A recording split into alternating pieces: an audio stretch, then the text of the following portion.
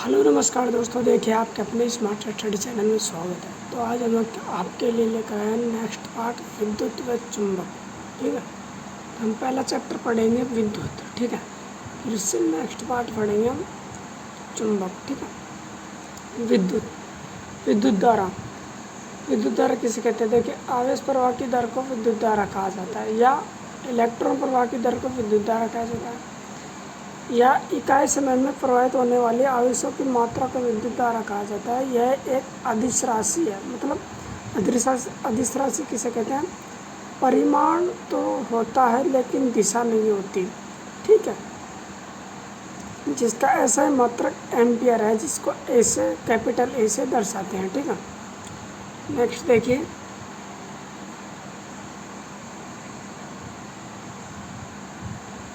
I बराबर Q बटा T बराबर कुलाम। क्यू आवेश का मात्रक कुलाम, टी मतलब समय का मात्रक सेकंड। इसे ही हम एम्पियर कहते हैं। ठीक है, क्यू बराबर आवेश की मात्रा जिसको कुलाम में, टी समय को सेकंड में। ठीक है, तो यहाँ से I बराबर क्यू टी बराबर एन ई मतलब इलेक्ट्रॉन पर आवेश। ठीक है, बटा टी। तो यहाँ से फाइनली क्यू बराबर एन ई निकल के आ गए, जहाँ ई है इलेक्ट्रॉन पर आवेश और एन है इलेक्ट्रॉनिक संख्या। ठीक है, एक इलेक्ट्रॉन बराबर 1.6 इंटू 10⁻⁻19 गुलाम होते हैं। ठीक, तो यहाँ से फाइनली क्यू बराबर आई टी आ जाएगा। ठीक है, नेक्स्ट देखिए, जैसे कोई एग्जाम्पल है, यदि किसी चालक तार में से प्रति सेकंड 1 कूलम आवेश प्रवाहित होता है तो धारा का मान कितना होगा? I बराबर क्यू बटा टी। तो क्यू का मान 1 और टी बराबर भी 1 है, समय भी 1 है, तो यहाँ से 1 एम्पियर आंसर आ जाएगा। ठीक है, यदि किसी चालक तार में 2 एम्पियर की धारा 2 मिनट तक प्रवाहित की जाती है तो आवेश की मात्रा ज्ञात कीजिए। तो यहाँ से I बराबर क्यू बटा टी, तो यहाँ से 2 बराबर क्यू बटा 120, क्योंकि समय को हम सेकंड में लेंगे और यहाँ पे हमको मिनट में दे रखा है। तो 1 मिनट बराबर 60 सेकंड, तो 2 मिनट बराबर 120 सेकंड। तो यहाँ से क्यू बराबर 240 कूलम हो जाएगा। ठीक है, नेक्स्ट देखिए, देखिए महत्वपूर्ण बात देखिए, विद्युत धारा को मापने के लिए एमीटर का उपयोग किया जाता है। इसे परिपथ में श्रेणी क्रम में जोड़ा जाता है। ठीक है, एक आदर्श एमीटर का प्रतिरोध 0 रखा जाता है। ठीक है, तो यहाँ से R बराबर 0 मतलब प्रतिरोध बराबर 0। धारा को मापने के लिए कुछ अन्य मात्रक, I बराबर MA मतलब मिली एम्पियर। 1 मिली एम्पियर बराबर 10⁻³ एम्पियर होती है। ठीक है, I बराबर माइक्रो एम्पियर। ठीक है, माइक्रो एम्पियर, 1 माइक्रो एम्पियर बराबर 10⁻⁶ एम्पियर होती है। ठीक है, नेक्स्ट देखिए, किसी विद्युत परिपथ में धारा की दिशा हमेशा इलेक्ट्रॉन के विपरीत होगा। ठीक है, इलेक्ट्रॉन माइनस से पॉजिटिव, पॉजिटिव से नेगेटिव की तरफ होता है। ठीक है, आवेश का मात्रक,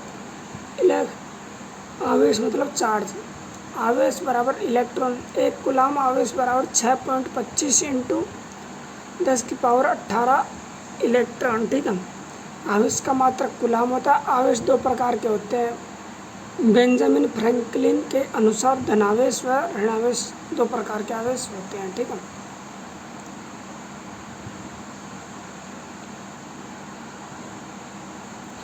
आवेश के मध्य लगने वाले आकर्षण प्रतिकर्षण बल को बताने वाला वैज्ञानिक कौन था? कूलम। ठीक है, अगर पॉजिटिव आवेश होगी तो उनके बीच प्रतिकर्षण होगा, नेगेटिव पॉजिटिव होगा तो आकर्षण होगा। ठीक है, क्यू बराबर आवेश, एन इलेक्ट्रॉनिक संख्या, ई बराबर इलेक्ट्रॉन पर आवेश। ठीक है, इन मात्रकों का ध्यान रखना। ठीक है, 1.6 इंटू 10⁻⁻19 कूलम का नियम। ठीक है, कूलम का नियम F समानुपाती Q1 इंटू Q2 बटा R स्क्वायर। आवेश का सबसे बड़ा मात्रक फैराड होता है। ठीक है, तो 1 फैराड बराबर 96,500 कूलाम होते हैं। ठीक है, नेक्स्ट देखिए कूलाम का नियम। कूलाम के नियम के अनुसार दो स्थिर आवेशों के मध्य लगने वाला आकर्षण या प्रतिकर्षण बल का मान दो आवेगों के गुणनफल के समानुपाती है, उनके बीच की दूरी के वर्ग के व्युत्क्रमानुपाती होता है। Q1 और QR इनके बीच R दूरी है। ठीक है, तो F समानुपाती Q1 इंटू Q2 एक। ठीक है, F समानुपाती 1/r²। ठीक है, F समानुपाती Q1 इंटू Q2 बटा R²। ठीक है, यहाँ से तीनों को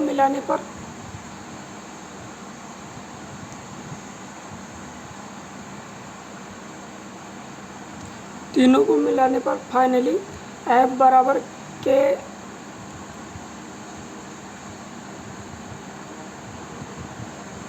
एक नियतांक है। ठीक है, Q1 इंटू Q2 बटा R²। तो यहाँ से फाइनली K बराबर F इंटू R² बटा Q1 इंटू Q2 बराबर न्यूटन इंटू मीटर का स्क्वायर बटा कूलाम इंटू कूलाम। ठीक है, तो यहाँ से न्यूटन मीटर स्क्वायर बटा कूलाम का स्क्वायर। यहाँ से फाइनली K बराबर 9 इंटू 10⁹ न्यूटन मीटर स्क्वायर बटा कूलाम होगा। ठीक है, तो यहाँ से कुछ दो एग्जाम्पल है वो देख लीजिए एक बार। ठीक है, यदि दो अवयवों के मध्य की दूरी को 1/4 कर दिया जाए तो उनके मध्य लगने वाला बल कितना होगा। F समानुपाती 1/r²। तो यहाँ से